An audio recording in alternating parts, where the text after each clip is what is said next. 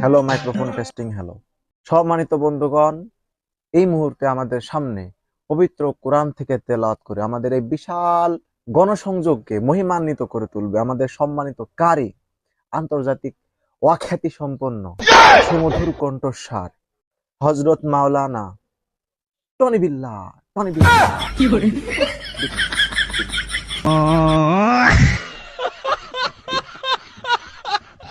বিসমিল্লাহির রহমানির রহিম। আলহামদুলিল্লাহি রাব্বিল আলামিন। ওরে টান রে, বলো বাবা। মালিকি ইয়াউমিদ্দিন। ইয়্যাকা না'বুদু ওয়া ইয়্যাকা নাস্তাঈন।